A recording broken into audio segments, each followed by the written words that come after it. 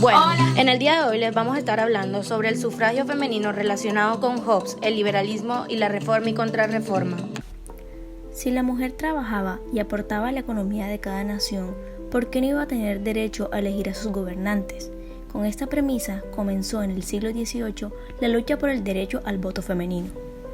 La lucha por los derechos políticos de las mujeres surgió en Francia durante la Revolución de 1789. En ese entonces, Hollande de Gauche publicó la Declaración de los Derechos de la Mujer y la Ciudadana, en la que reclamaban los mismos derechos políticos que disfrutaban los hombres. En 1848 se realizó en Estados Unidos en la Convención de Seneca Falls, en la que además de reclamar la igualdad de género, se defendía el acceso de las mujeres al derecho de votar. Años después, se formó la Asociación Nacional por el Sufragio de la Mujer, fundada por Elizabeth Gavin Stanton y Susan B. Anthony. El movimiento internacional por el sufragio femenino fue de tipo social, económico y político. Además, fue impulsado por el grupo de mujeres llamadas sufragistas. Entre sus objetos estaba la incorporación de la mujer al trabajo, el derecho al voto, mejoras en la educación, capacitación profesional y apertura de nuevos horizontes laborales. En 1893, Nueva Zelanda se convirtió en el primer país del mundo en reconocer el sufragio femenino y así, poco a poco, se fueron uniendo más naciones. Bueno, en el día de hoy yo les voy a hablar sobre Hobbes y el liberalismo y su relación con el voto femenino. Hobbes es uno de los pocos filósofos que hizo aportes a la igualdad entre los hombres y las mujeres y por eso es considerado un ícono del movimiento feminista. Bueno, si analizamos la relación entre Hobbes y el liberalismo, encontramos que aunque muchas de sus expresiones pueden ser consideradas como el pensamiento absolutista, la verdad es que al hablar de estado natural se pueden encontrar muchas similitudes con el pensamiento liberal que fue formalizado años más tarde. El liberalismo es una corriente de pensamiento filosófico, económico y de acción política, que propugna limitar al máximo el poder coactivo del Estado sobre los seres humanos y la sociedad civil, limitando así las potestades del Estado y sus poderes públicos en el ejercicio social, económico y cultural de las comunidades. El liberalismo considera que todas las personas deben gozar de su completa libertad civil, opuesta de cualquier tipo de despotismo u absolutismo, y se apoya en la primacia de las personas como individuos libres. Los preceptos fundamentales del liberalismo son: los seres humanos son entes racionales y como tal poseen derechos inalienables y la capacidad de elegir por sí mismos. Los gobernados deben consentir el mando, es decir, que son libres de decidir cómo son gobernados. La libertad es uno de los ejes primordiales de la vida política, lo cual implica diversos aspectos culturales y sociales. Para Hobbes, la libertad del súbdito solamente radica en aquellas cosas que en la regulación de sus acciones ha predeterminado el soberano. Esta, pues, determinada por el espacio jurídico que crean las leyes civiles en el proceso de regulación de todas las acciones de los hombres. Para Hobbes, el derecho de la libertad es definido como un derecho originario que obtienen todos los hombres a partir del contrato político. Este derecho originario debe ser garantizado por el Estado a través de las leyes civiles. Es decir, el derecho. La función de las leyes civiles es definir y establecer las condiciones bajo las cuales los individuos pueden interactuar en tanto seres libres. Para esto, Hobbes establece mediante las leyes civiles las fronteras que limitan a cada individuo como sujeto libre, capaz de emprender acciones y de responder ante los otros por los efectos que pueda producir con ellas. Con el establecimiento de estas fronteras en circunscrito el ámbito individual del sujeto de derechos, ámbito de cuya protección debe ocuparse el Estado. Hobbes piensa que la naturaleza de los derechos y las libertades es tal que su conservación justifica el uso de la coacción. Así argumenta que los derechos pueden hacerse cumplir coactivamente. Los derechos son una extensión necesaria de la libertad, de modo que cualquier persona que trate de interferir con los derechos interfiere con la libertad. Lo establecido por medio del derecho debe ser respetado y el Estado está facultado para coaccionar al que transgreda impuestos por el derecho. El Estado, que ejerce la coacción en virtud de que se le ha transferido esa autoridad coercitiva para asegurar la libertad, obtiene su legitimidad en la medida en que garantiza que todos los individuos puedan ejercer sus derechos individuales. Ahora bien, asegurar y proteger el espacio de la libertad se concreta en la posibilidad del desarrollo de las relaciones económicas y sociales que, asociadas a la vida política, encuentran en las leyes del Estado el marco bajo cuya tutela pueda desarrollarse con entera naturalidad. Son, a su vez, el exponente más alto de la autonomía privada. Su posición referente a la condición de la mujer como ser de derecho la vemos en los cuestionamientos que hace al patriarcalismo y la desigualdad entre hombres y mujeres como expresión de una ley de la naturaleza. Hobbes, cuando habla de la naturaleza humana, se refiere a la especie humana sin hacer ninguna exclusión de género. Para Hobbes, el hombre es un lobo para el hombre. Sus ansias de poder lo llevan a disputar con otros hombres. El hombre siempre desea el poder y por ello se convierte en el enemigo de los otros hombres a quienes agrede con la pretensión de superarlos. Esta guerra de todos contra todos hace que no pueda haber una convivencia y se crea la necesidad de establecer un pacto de supervivencia, ya que la guerra genera miedo a la muerte y, sobre todo, a una muerte violenta. Ante esta perspectiva surge la necesidad de la paz y la seguridad. Es aquí donde aparece la necesidad de un poder común que los atemorice a todos y que establezca la paz. Este poder debe entenderse como el Estado, el cual presupone la existencia de un orden coactivo con capacidad de regular y condicionar la libertad. Es decir, para encontrar la tan anhelada paz, para ello el hombre debe entregar su libertad al poder de la coacción del Estado. Sin embargo, Hobbes no hace distinción al hablar del ser humano entre hombres y mujeres, sino que se refiere a la humanidad como tal independiente del género. En su obra, Elementos de Ley, Hobbes expone los planteamientos iniciales en torno a la igualdad en el estado natural de hombres y de la cesión de poder por parte de la mujer al hombre. Lo que he dicho, en otra forma, significa la cesión de sus derechos por cuenta de un convenio. Para Hobbes, la sumisión de la mujer se da ya sea por entrega voluntaria o por cautividad, situaciones que no son justificadas por la naturaleza humana. Hobbes afirma que todos los hombres son iguales y su desigualdad solo se puede justificar a través de la ley civil. Es por ello que las mujeres han procurado defender sus derechos, ya que es la única manera de asegurar la verdadera igualdad entre los géneros.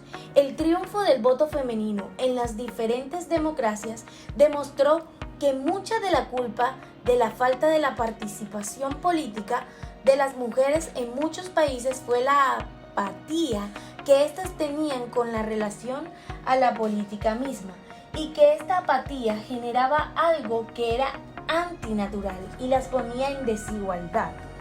A la fecha actual, luego de la conquista del voto por parte de las mujeres, éstas siguieron ahondando en el proceso natural de la igualdad y día a día ganan más espacio y competitividad.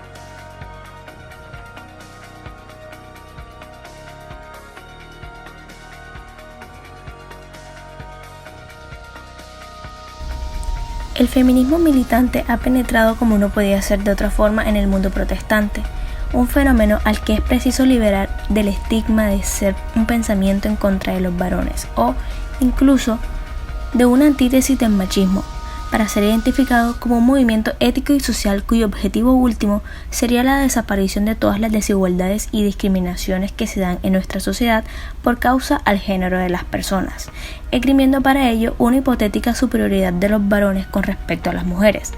Desde esta perspectiva, habría que señalar que se trata no tanto de una lucha exclusiva de mujeres, sino de un compromiso que alcanza a hombres y mujeres en idéntica medida.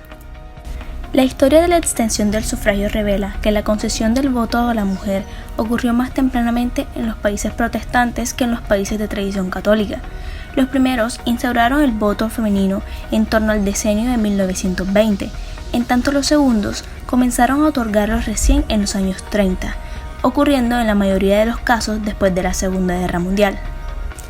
Ciertos analistas del sufragio femenino, como Richard J. Evans, atribuyen esa diferencia a la forma en que ambas religiones moldearon la cultura y la vida política de cada nación. El protestantismo llevó a enfatizar más a los derechos individuales que los deberes y fue más propio del liberalismo. Así, el feminismo en la modalidad de Evans designa como radical, es decir, en su modalidad sufragista, surgió más temprana y masivamente en un contexto protestante. Los católicos mostraban, en términos de Evans, una posición por principio al sufragio femenino, sostenían más energéticamente que el lugar de la mujer estaba en la casa y promovían una ideología de devoción piadosa, de maternidad y de vocación doméstica en la mujer. Este proceso no ha resultado sencillo, pero podemos decir que en el primer mundo, especialmente en ámbitos protestantes, las mujeres han logrado romper los muros de discriminación que las situaban en un estatus inferior con respecto a los hombres, en lo que a derecho civil se refiere, así como el rol que tienen asignado en el seno de las iglesias. En los países protestantes hubo un movimiento sufragista fuerte, y solo gracias a su lucha se consiguieron las reformas y el voto. En los católicos apenas se dio un movimiento sufragista y solo tras mucha batalla femenina y muy tarde, caso de Italia, o por el reformismo de sus gobernantes, caso de España, se obtuvieron estas conquistas. La reforma eleva a la mujer y con ella el matrimonio a un rango de dignidad que anteriormente carecía. A partir de ese cambio social, la influencia de las mujeres en el seno de las iglesias ha sido imparable.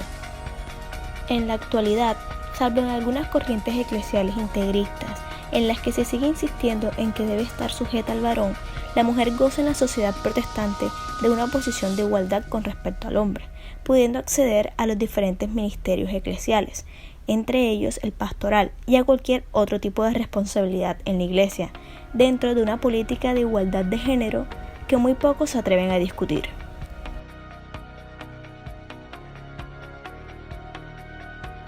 En 1960, John Locke publica sus ensayos sobre el gobierno civil, de donde se desprende el liberalismo como doctrina filosófica y política.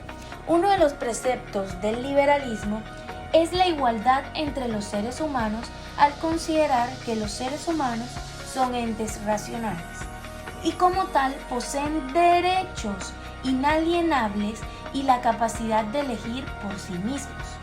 La mujer, por el patriarcalismo arraigado que arrastra desde la Edad Media, no ejerce su derecho como ser humano, y a pesar de que la Revolución Francesa establece los principios de libertad, igualdad y fraternalidad, y que Estados Unidos en su acta de constitución establece los principios del liberalismo, la mujer no tiene acceso al voto y a ser elegida.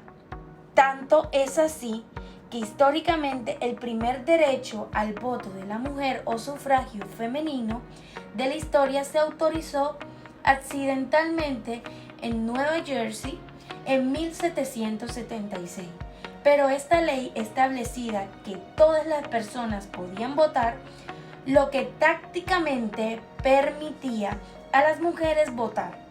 Este error que permitía el voto femenino fue subsanado con la abolición de esta en 1807.